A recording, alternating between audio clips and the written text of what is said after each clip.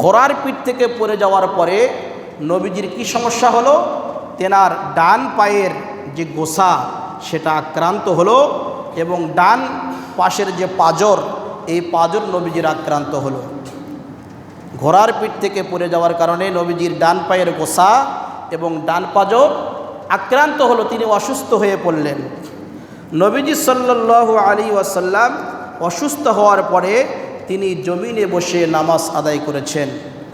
জমিনে বসে নামাজ আদায় করেছেন, তিনি চেয়ারে বসে নামাজ আদায় করেননি। অথচ সে সময় কি ছিল? চেয়ার উপস্থিত ছিল। আলহামদুলিল্লাহ নাহমাদুহু ওয়া নাস্তাঈনুহু ওয়া নাস্তাগফিরুহু ওয়া নু'মিনু বিহি ওয়া নাতাওয়াক্কালু আলাইহি ওয়া নাউযু বিল্লাহি মিন শুরুরি আনফুসিনা ওয়া মিন সাইয়্যাতি আ'মালিনা من يهده الله فلا مضل له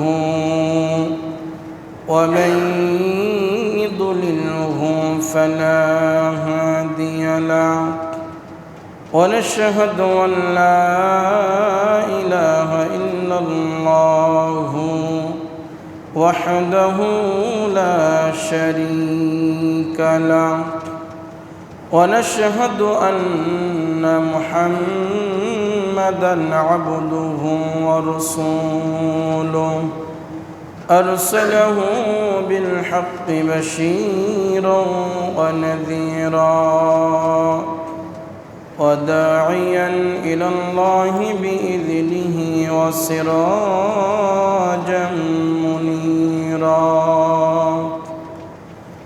أما بعد فأعوذ بالله من الشيطان الرجيم. بسم الله الرحمن الرحيم. حافظوا على الصلوات والصلاة الوسطى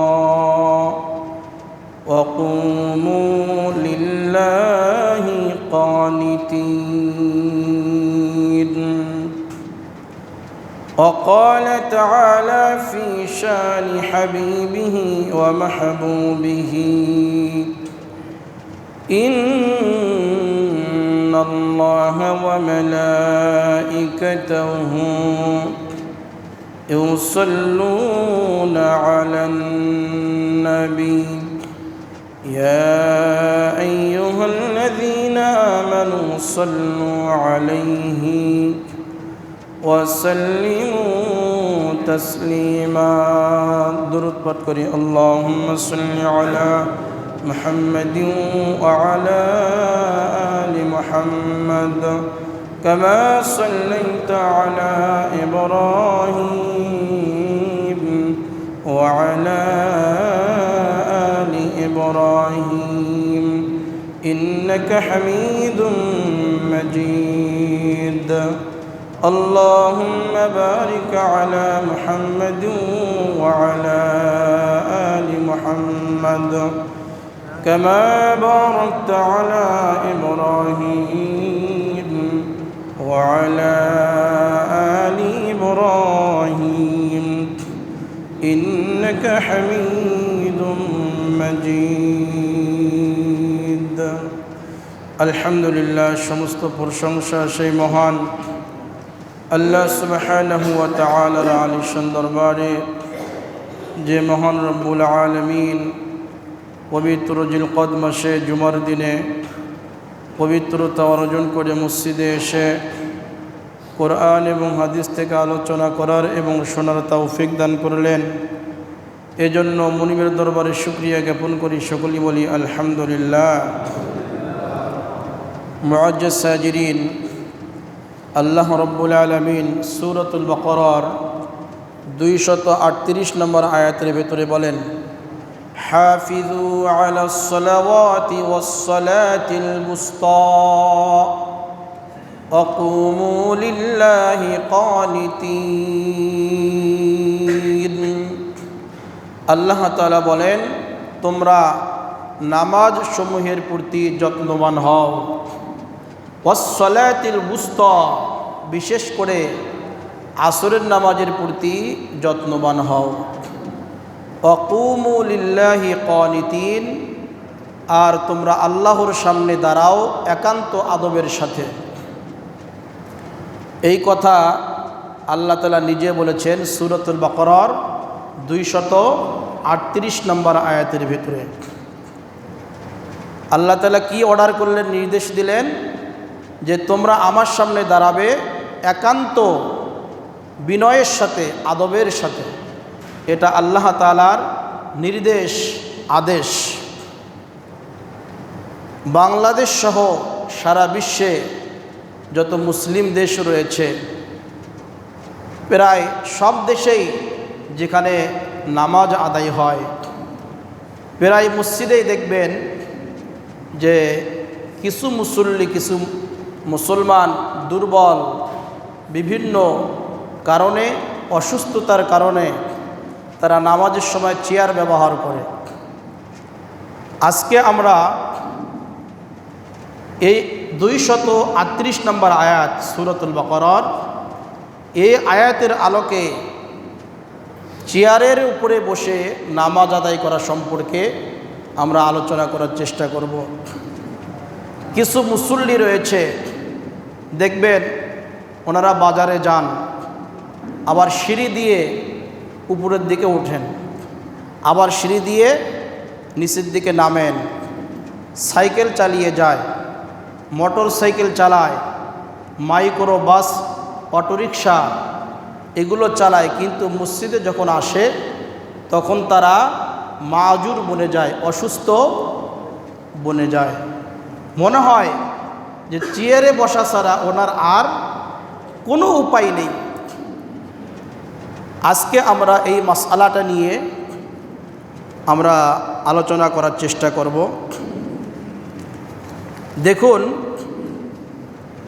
চেয়ারের মাসআলা বুঝতে হলে আমাদেরকে আগে জানতে হবে নবীজির যুগে চেয়ার ছিল কিনা, সাহাবাই কেরামের যুগে এই চেয়ার ছিল কিনা, তাবিঈনদের যুগে এই চেয়ারে নামাজের প্রচলন ছিল কিনা।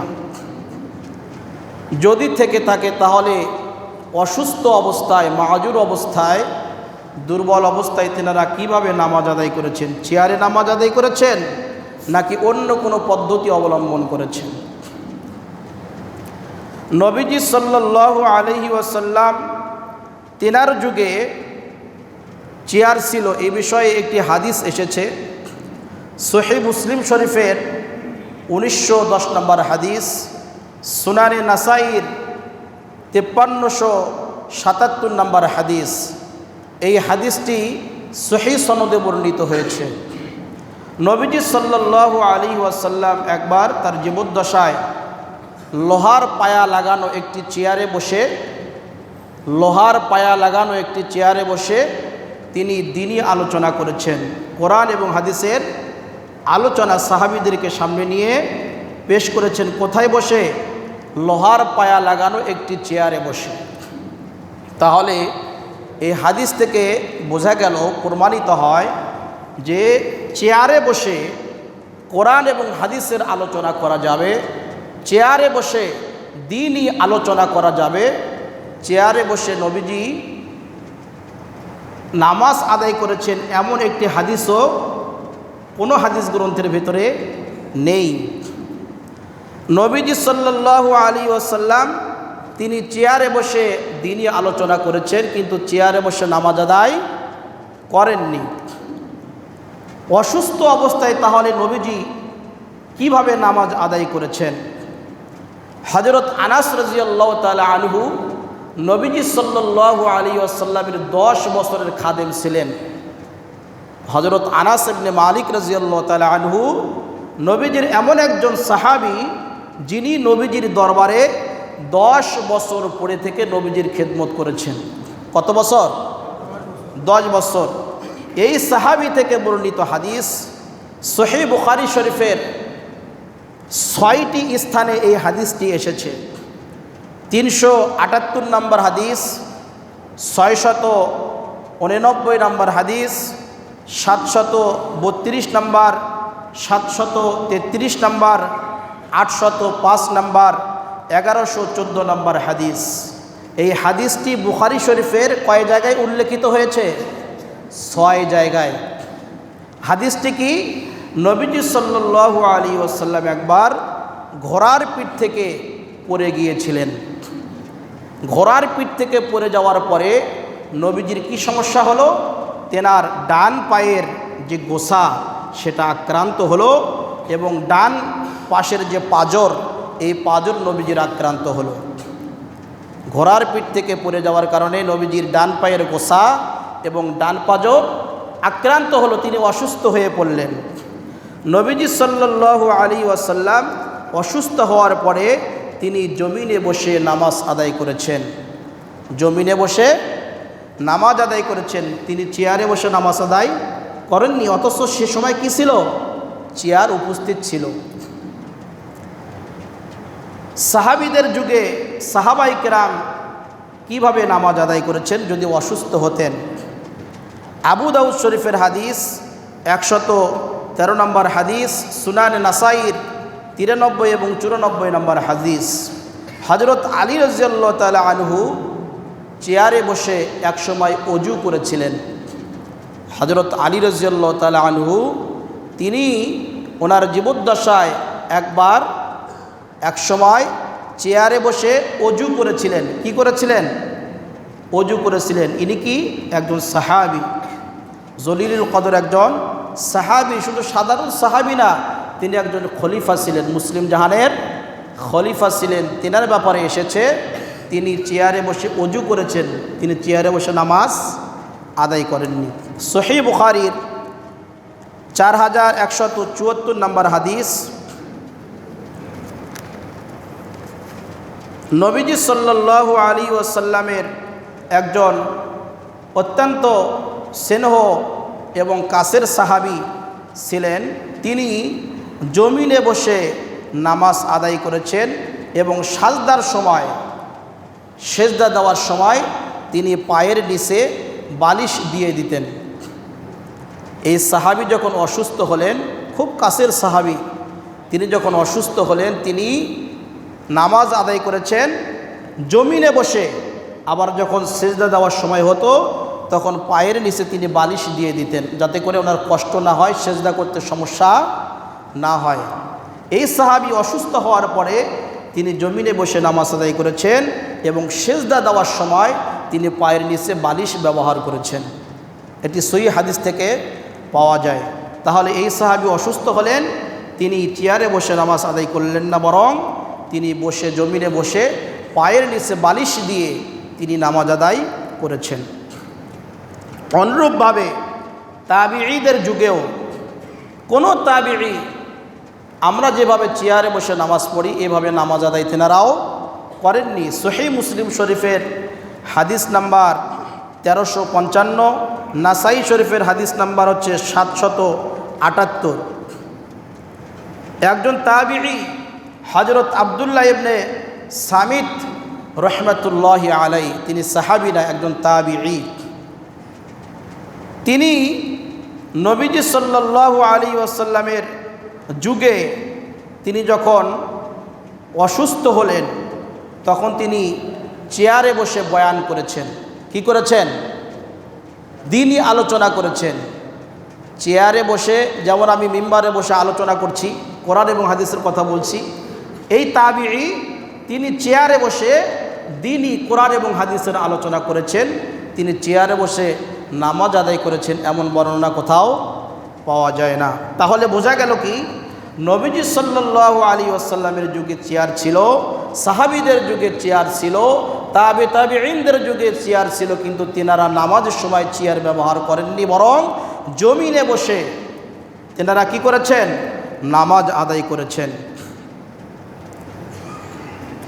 সুনানে আবু দাউদ শরীফের হাদিস 952 নম্বর হাদিস, সুনানে ইবনে মাজাহ শরীফের 1223 নম্বর হাদিস। একবার সাহাবী ইমরান ইবনে হুসাইন রাদিয়াল্লাহু তাআলা আনহু তিনি নবীজির জামানায় অসুস্থ হলেন। তিনি অসুস্থ হওয়ার পরে তেনার রোগ ছিল, ওই সাহাবী নিজেই বলেছেন যে তেনার অশ্ব রোগ ছিল, অশ্ব রোগ, মারাত্মক অসুস্থ ছিলেন, রক্ত পড়তো শুধু। এই সাহাবী নবীজি সাল্লাল্লাহু আলাইহি ওয়াসাল্লামকে তিনি জিজ্ঞাসা করলেন, ইয়া রাসূলুল্লাহ সাল্লাল্লাহু আলাইহি ওয়াসাল্লাম, আমি অসুস্থ, আমি কিভাবে নামাজ আদায় করব? আমার তো অশ্ব রোগ, রক্ত পড়ে, শরীর অসুস্থ, আমি কিভাবে নামাজ আদায় করব? নবীজি বললেন, সল্লি কাইমান, তুমি যদি পারো, সক্ষমতা যদি তোমার থাকে, শক্তি যদি থাকে, তুমি দাঁড়িয়ে নামাজ আদায় করবে। ফাইল্লাম তাস্তাতি ফাকাইদান, যদি তোমার দাঁড়ানোর সক্ষমতা না থাকে, দাঁড়িয়ে থাকতে না পারো, তুমি বসে বসে, জমিনে বসে নামাজ আদায় করবে। ফাইল্লাম তাস্তাতি ফাআলা জামবিন, যদি তুমি বসে বসেও নামাজ আদায় না করতে পারো, তুমি যে বসে থাকবে জমিনে, এতটুকু শক্তিও তোমার শরীরের ভেতরে নেই, তাহলে তুমি শুয়ে কাত হয়ে কেবলার দিকে মুখ করে তুমি ইশারায় নামাজ আদায় করবে, শুয়ে শুয়ে নামাজ আদায় করবে। এই হাদিস থেকে কি বোঝা গেল? নবীজি সাল্লাল্লাহু আলাইহি ওয়াসাল্লাম এই অসুস্থ সাহাবীকে তিনি কিন্তু চেয়ারে বসে নামাজ আদায় করার পরামর্শ দেননি, অথচ সে সময় চেয়ার ছিল। তিনি কি বললেন? যদি পারো দাঁড়িয়ে নামাজ পড়ো, আর যদি দাঁড়িয়ে না পড়ো, বসে জমিনে বসে নামাজ আদায় করো, তাও যদি না পারো, শুয়ে শুয়ে মুখকে কেবলার দিকে করে ইশারায় নামাজ আদায় করো। এই পরামর্শ কে দিলেন? নবীজি সাল্লাল্লাহু আলাইহি ওয়াসাল্লাম এই পরামর্শ দিলেন। এখন আসুন আমাদের মূল মাসআলায়, চেয়ারের মাসআলা বোঝানোর জন্য এই হাদিসগুলো আমি বললাম দলিল সহকারে। যদি কারো প্রয়োজন হয়, এই হাদিস নাম্বার অনুযায়ী হাদিসের ভেতরে দেখবেন এই হাদিসগুলো এসেছে। এখন মাসআলা, মূল মাসআলা, চেয়ারে বসে কোন সূরতে, কোন অবস্থাতে নামাজ পড়া জায়েজ এবং কোন অবস্থাতে নামাজ পড়া হারাম এবং কোন অবস্থাতে নামাজ পড়া মাকরুহে তাহরিমি হবে। একটি মাসআলা মুখস্থ করেন, আমার সাথে সাথে বলেন, ফরজ নামাজ দাঁড়িয়ে আদায় করা ফরজ। বলেন, ফরজ নামাজ দাঁড়িয়ে আদায় করা ফরজ। এই মাসআলা কিন্তু আমি এর আগেও একদিন এশার নামাজের পরে বলেছিলাম, কিন্তু আমি মনে করছি যে আবার আরেকবার এই মাসআলাটি আলোচনা করা আমাদের দরকার ইসলাহের জন্য, যাতে করে আমাদের নামাজ সহি হয়। তাহলে আমরা জানলাম, মুখস্থ করলাম, ফরজ নামাজ দাঁড়িয়ে আদায় করা ফরজ। হারাম কোন অবস্থায় হবে? যদি কোনো মুসল্লি, কোনো ব্যক্তি দাঁড়িয়ে থাকতে পারে, ফরজ নামাজ আদায় করতে 2 রাকাত নামাজ অথবা 4 রাকাত নামাজ আদায় করতে কতটুকু সময় লাগে? অতিরিক্ত 15 মিনিট। 2 রাকাত নামাজ হলে 7 থেকে 8 মিনিট অথবা 10 মিনিট লাগবে। এই 10 মিনিট অথবা 15 মিনিট সময় যদি কোনো ব্যক্তি দাঁড়িয়ে থাকতে পারে, তাহলে তাকে চেয়ারে নামাজ পড়া যাবে না। সে যদি চেয়ারে নামাজ পড়ে, তার জন্য তার নামাজ হারাম হবে, নামাজ কবুল হবে না। তাহলে প্রশ্ন, আমি তো রুকু সাজদা করতে পারি না, আমি তো বৈঠক করতে পারি না, আমি কিভাবে নামাজ আদায় করব? আপনি রুকু সাজদা করতে পারেন না, রুকু সাজদা দাঁড়িয়েই আপনি ইশারায় আদায় করবেন, আপনার বসা লাগবে না। সম্পূর্ণ নামাজ আপনি দাঁড়িয়ে আদায় করবেন, রুকু সাজদার সময় আপনি ইশারায় আদায় করবেন। বৈঠক করার কোনো প্রয়োজন নেই, আপনি দাঁড়িয়েই তাশাহুদ পড়বেন, দাঁড়িয়েই দরুদ শরীফ পাঠ করবেন, দাঁড়িয়েই দোয়ায়ে মাসুরা পাঠ করে ইমামের সঙ্গে সালাম ফেরাবেন। যদি কোনো ব্যক্তি দাঁড়িয়ে থাকতে সক্ষম হয়, আমি 10 মিনিট 15 মিনিট দাঁড়িয়ে থাকতে পারি, আমার কোনো সমস্যা নেই, এমন মুসল্লি যদি চেয়ারে নামাজ পড়ে, তার চেয়ারে নামাজ হবে না। কেন হবে না? ফরজ নামাজ দাঁড়িয়ে আদায় করা ফরজ। বিনা ওজরে যদি কেউ দাঁড়ানো থেকে বসে যায়, তাহলে কি তার ফরজ তরক হলো না? ইচ্ছাকৃতভাবে যদি কেউ ফরজ তরক করে অথবা ভুল ক্রমে ফরজকে তরক করে দেয়, উভয় অবস্থায় তার নামাজ ফাসেদ হয়ে যাবে, বাতিল হয়ে যাবে। মাসালা বুঝে আসছে? তাহলে যে ব্যক্তি দাঁড়িয়ে থাকতে পারে, সে দাঁড়িয়েই রুকু সাজদা আদায় করবে ইশারায়, এবং তার যে বৈঠক, সে বৈঠকও সে দাঁড়িয়ে আদায় করবে, তার চেয়ারে নামাজ আদায় হবে না। যদি কোনো ব্যক্তি দাঁড়াতে না পারে সে জমিনে বসে নামাজ আদায় করবে। যদি এই ব্যক্তি বসা অবস্থায় রুকু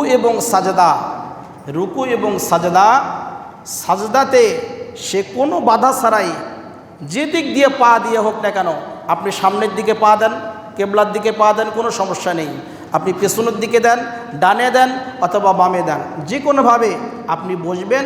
বসার পরে যদি আপনি সাজদা জমিনে করতে পারেন, বালিশের উপরে না, কোনো টুলের উপরে না, কোনো চেয়ারের উপরে না, আপনি যদি সেজদা জমিনে করতে পারেন তাহলে এই ব্যক্তির জন্য চেয়ারে নামাজ আদায় করা হারাম। তাহলে হারামের অপশন গেল। এবার আসি আমরা মাকরুহে তাহরিমি কখন হবে। যদি কোনো ব্যক্তি জমিনে বসে রুকু এবং সাজদা ইশারায় আদায় করতে পারে, কিভাবে আদায় করতে পারে? ইশারায় আদায় করতে পারে। এই ব্যক্তি যদি চেয়ারে নামাজ আদায় করে তাহলে তার নামাজ হবে মাকরুহে তাহরিমি, মানে হারামের কাছাকাছি। কোনো মতো তার ফরজটা আদায় হয়ে যাবে কিন্তু নামাজটা হবে হারামের কাছাকাছি, একেবারে হারাম হবে না। 3 নাম্বার পদ্ধতি বৈধ। তার আগে আমি বলি মাকরুহে তাহরিমি হওয়ার 4টি কারণ রয়েছে। কয়টি কারণ? 4টি কারণ। একটি কারণ হচ্ছে এটি সুন্নতের খেলাফ। আমি বসে নামাজ আদায় করতে পারি কিন্তু আমি চেয়ারে পড়লাম না, এটি খেলাফে সুন্নাহ। নবীজি যখন অসুস্থ হয়েছেন, সাহাবায়ে কেরাম যখন অসুস্থ হয়েছেন, চেয়ারে নামাজ আদায় করেননি, বরং জমিনে বসে কি করেছেন? নামাজ আদায় করেছেন। যেহেতু এটি সুন্নতের খেলাফ, সুতরাং আপনি জমিনে বসে নামাজ আদায় করবেন, চেয়ারে বসবেন না।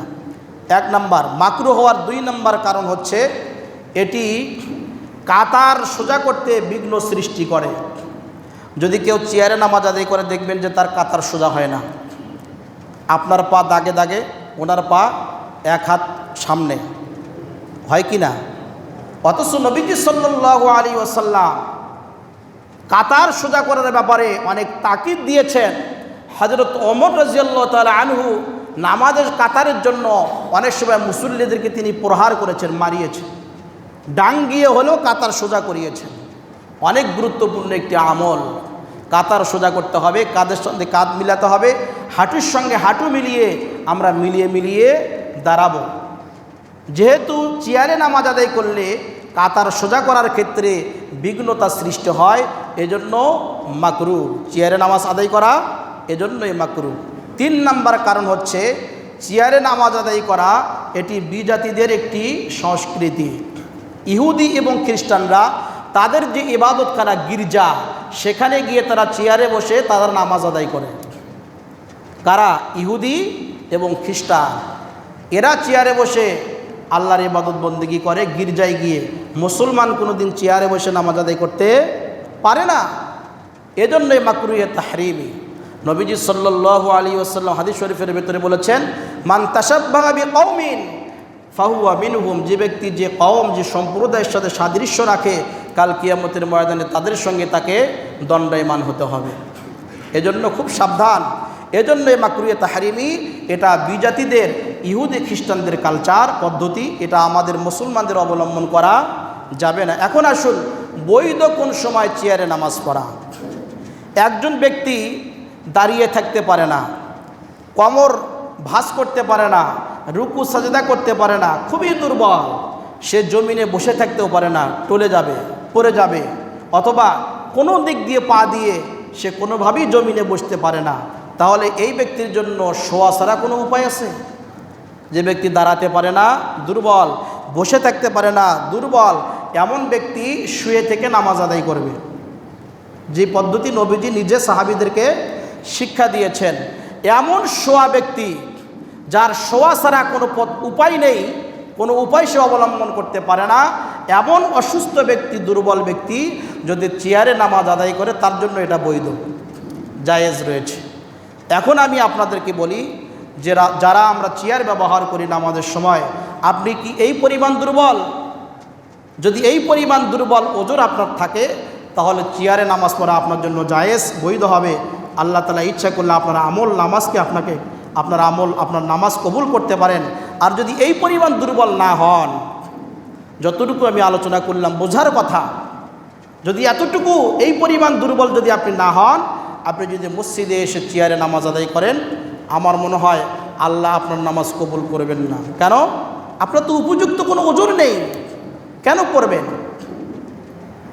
তাহলে বৈধ 3 নম্বরে যে দাঁড়াতে পারবে না, বসে থাকতে পারবে না, শুয়ে থেকে নামাজ পড়তে হয়, এমন দুর্বল ব্যক্তি চেয়ারে নামাজ পড়লে তার নামাজ জায়েজ হবে।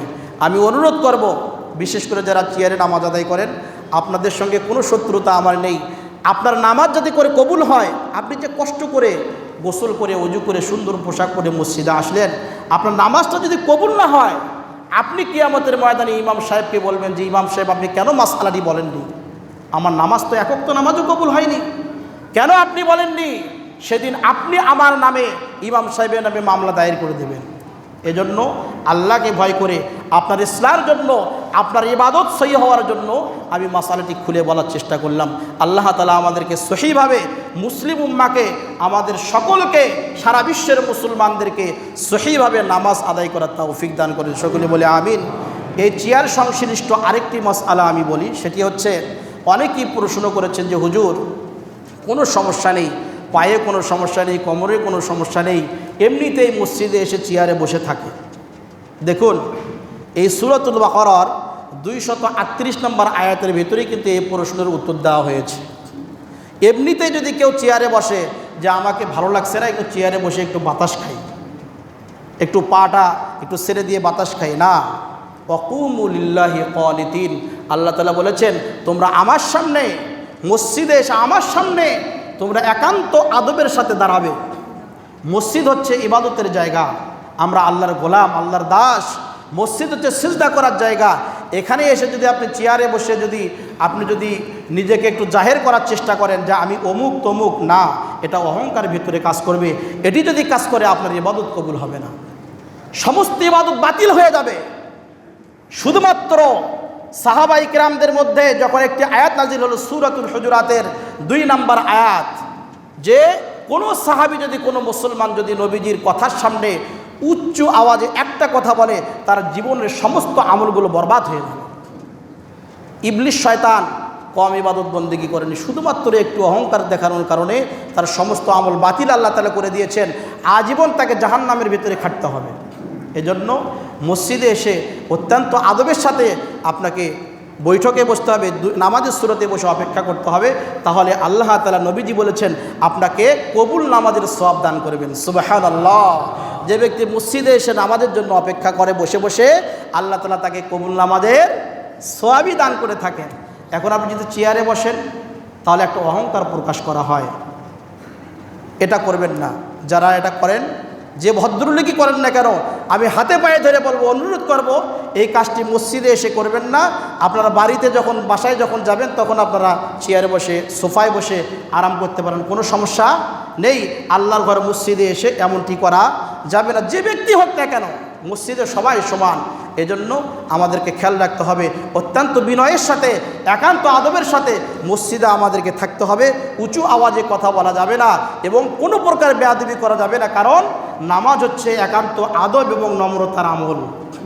আল্লাহ তাআলা আমাদের সকলকে বুঝে এবং শুনে আদবের সাথে মসজিদের আদবগুলো রক্ষা করে আমাদেরকে মসজিদে এসে আমাদের আমলগুলো, ইবাদতগুলো সম্পূর্ণ করার তৌফিক দান করেন। আমিন।